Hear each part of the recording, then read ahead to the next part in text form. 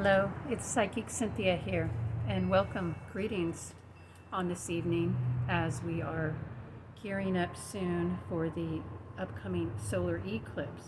That would be a new moon eclipse, and the start, officially, I should say, of the year of Fire Horse. But you feel it already. You know its vibrations are here. And there's a lot of excitement and hoopla about the year of Fire Horse. It's a beautiful energy, the Fire Horse. A lot of talk about manifestation and getting ready to create, and I can see why, I can understand why. The thing about the Fire Horse, it's a very untamed energy. And don't just take my word for it.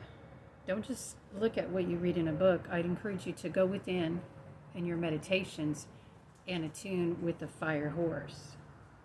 Ask the Fire Horse to show you what it's about and what it's about for you.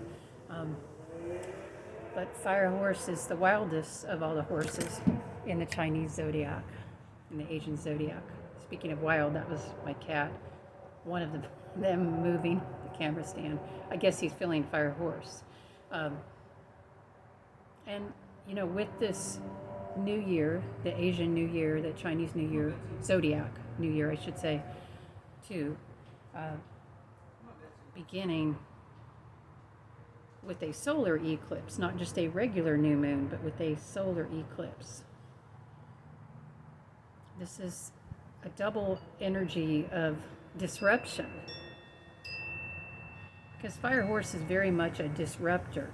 So in terms of moving ahead, I mean, if you're thinking about manifestation and creation, that's fine. I mean, Fire Horse in particular, can give you the motivation, the passion, the inspiration. It can light up inside of you, in your soul. It can remind you of your soul fire, what's already there, the passion. But it's not a gentle energy, and it's not an easy energy. And the thing I think that many people, in my opinion, are missing, Fire Horse cannot be controlled. I don't even know if it can be directed. So, especially not by the ego. I mean, I have to say, I'm just laughing thinking about, well, we'll see. I mean, you can write down your goals and dreams and your little structure and plan on a piece of paper, or put it in your Google Doc, or have it in your mind. But Fire Horse is a roamer. And Fire Horse, like fire and horse together, spreads wherever it will. So to some extent, I mean, it's great to have a plan. But this is really about tuning in to the passion of your soul, what your soul desires, which may be completely different, and often is completely different from what your ego desires. I mean, your ego will tell you that you want to have accolades, or be well known, or have so many followers, or you want to be wealthy, or or you're supposed to do this for your family, or but your soul may have a different story. It will, probably. This is not to say that you can't have those experiences. For some people, that is their karma, or their dharma, or just their path, their fate, whatever words you want to use. But wild energies like these, like the year of Fire Horse, this is more about bucking convention, bucking what you think you should be doing. But the thing is, if you try to do that, like if you just say to yourself, I will rebel, you say, you're going to rebel, you're just going to throw off the old. And if you try to do it very directly and consciously, well, in other words, if you try to control it too much, well, you will get burnt by Fire Horse. Because Fire Horse is the least civilized of all the horses. It maintains its spiritual core, its essence, its own sense of the wild being. So it's your wild being calling out to you. And that's what I would encourage you to listen to get into your meditations, and especially through the drum. If you have access to a frame drum like this, well, it's not going to be exactly like this. This is a handmade drum, not by me, by another shaman. I play the drum, I don't make the drums. But, you know, however you could acquire that, or if you don't have a drum, one of the things I like to do sometimes, and I still do this even though I have a drum, I will go out in nature, or maybe ask for nature to bring me, and just wait and see two larger sticks, you know, that you could hold in your hands comfortably though, so not too large, that you can play together to make rhythmic sound, because that's a natural material, or two rocks, probably pretty good size, that you could play, you know, create rhythmic energy. I feel that I've had experience that the spirit of horse in all its forms comes more readily to the sound of what I call a shaman drum, an animal skin frame drum. So, yeah, if you have that, it's a good way, a great way to contact horse, and you know, just open up to horse, open up to fire horse, and ask if it has, you know, what it wants to say to you, or what it wants to show you. It may not talk in words, it probably won't. It may even talk in feeling, because fire horse is very primal.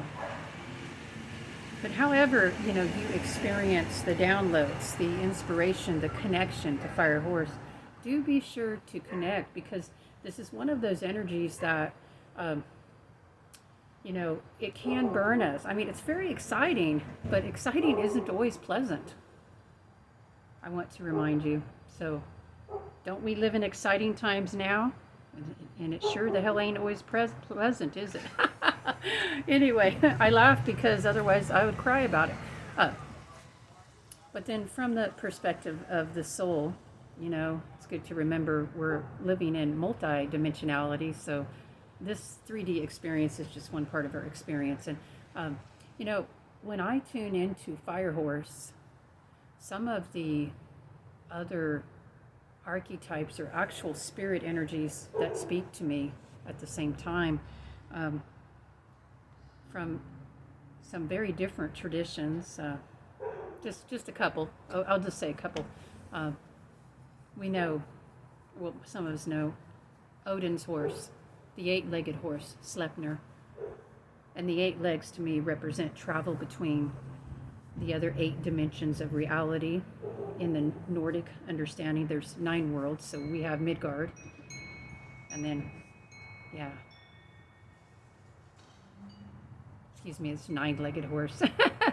What I'm trying to say is there's Midgard in 8 other so dimensions. So this horse, this myth, quote unquote mythological, I've seen Sleipnir, or Sleipnir's come to me on the other realm. Sleipnir, you know, it's almost like he's almost like she. It's almost like a spider horse. There is a connection with spider energy there. I know it's going to creep some of you out.